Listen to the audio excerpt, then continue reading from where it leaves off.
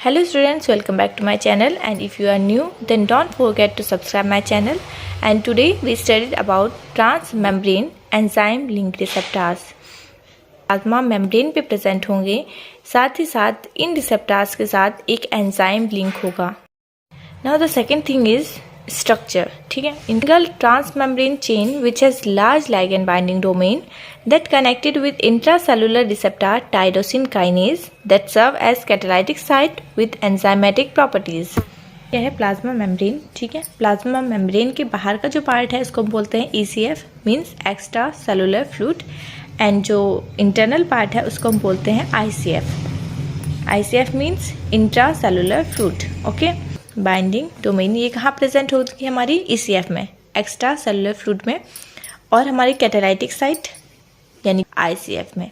ठीक है, catalytic site है या फिर आप कह सकते हो जो एंजाइमेटिक प्रॉपर्टी जो साइट शो कर रही है वो किसकी वजह से शो कर रही है? यहाँ पे ऐसा क्या अटैच होता है जिसकी वजह से हमारा जो रिसेप्टर है वो कैटालाइटिक साइट या फिर एंजाइमेटिक प्रॉपर्टी शो करता है. ठीक है, तो यहाँ पे प्रेजेंट होता है टायरोसिन काइनेज यानी कि RTK, बैक्टीरियल नाइट्रियोटिक पेप्टाइड ANP में कुछ केसेस में क्यूनाइल साइक्लेज प्रेजेंट होता है in the place of tyrosine kinase.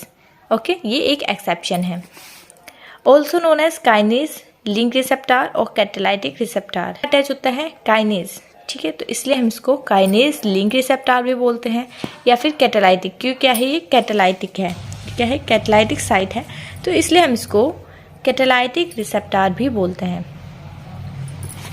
Activate कौन कर सकता है? वो कौन कौन है? Peptide hormones.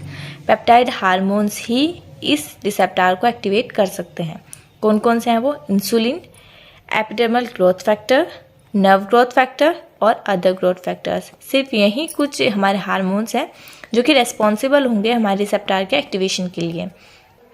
के लिए क्या होगा? हमारा जो रिसेप्टर है वो हमारा मोनोमर की फॉर्म में प्रेजेंट होता है. तो कि जब रिसेप्टर इनएक्टिव फॉर्म में होगा तो वो मोनोमर की फॉर्म में होगा. ग्रोथ फैक्टर मतलब हमारा कोई भी लाइगेंड, ये हमारा लाइगेंड बाइंडिंग डोमेन जो मैंने बताया आपको ECF में प्रेजेंट होता है.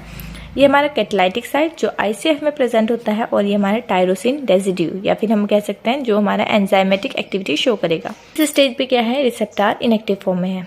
जैसे ही रिसेप्टर के साथ लाइगेंड बाइंड होगा रिसेप्टर को एक्टिवेट करेगा. रिसेप्टर एक्टिवेट होने पे क्या होगा? डायमर फॉर्म करेगा. डायमर फॉर्म किया, जैसे ही रिसेप्टर डायमर फॉर्म करेगा वो किसको एक्टिवेट करेगा? RTK means receptor kinase activate हो जाएगा. ये इसमें भी RTK प्रेजेंट है, इसमें भी RTK प्रेजेंट है. ये दोनों एक दूसरे को फोस्फोराइलेट करेंगे. इनके फोस्फोराइलेशन में क्या होगा? जो प्रोटीन है, प्रोटीन में क्या होती है? एक SH2 डोमेन प्रेजेंट होती है. ठीक है, जो SH2 डोमेन होगी वो फोस्फोराइलेट होगी. के बाद क्या होगा? हमारा SH2 डोमेन फोस्फोराइलेट हो गई तो वो किसको एक्टिवेट करती है? RAS को. अब RAS क्या होता है? RAS एक स्मॉल G प्रोटीन है. ठीक है, जो कि हमारा सिग्नल ट्रांसडक्शन में हेल्प करता है. RAS में भी एक नॉर्मली एक स्विच सिस्टम हम कह सकते हैं कि RAS अगर GDP के साथ बाउंड है तो वो इनएक्टिव स्टेट में होगा, P के साथ बाउंड है तो वो एक्टिव स्टेट में है. नॉर्मली GDP के फॉर्म में प्रेजेंट होता है मतलब इनएक्टिव फॉर्म में.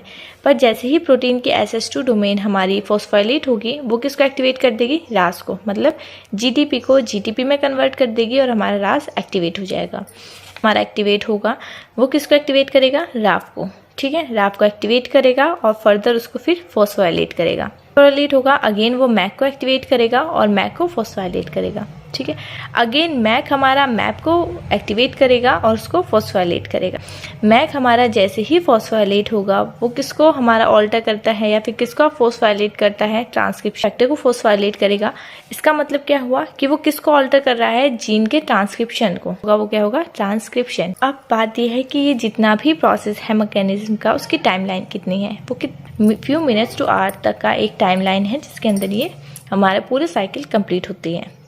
सेकेंड थिंग इज कि हमाराइजेशन प्रमोट करता है रिसेप्टर, मतलब रिसेप्टर डायमर फॉर्म करता है, उसमें एक इंटरनल चेंजेस होते हैं जिसको हम बोलते हैं इंटरनलाइजेशन. लाइसोसोम डिग्रेड होते हैं. जैसे ही हमारे लाइसोसोम डिग्रेड होंगे या फिर आप कह सकते हो कि रिसेप्टर हमारा ज़्यादा डायमर फॉर्म करेगा, वैसे ही हमारा डायन रेगुलेशन स्टार्ट हो जाता है. इनकी वजह से ये जो हमारा पूरा साइकिल है वो बैलेंस रहती है. If you have any query related to this topic then comment below and please like, comment and share. Thank you. Bye bye.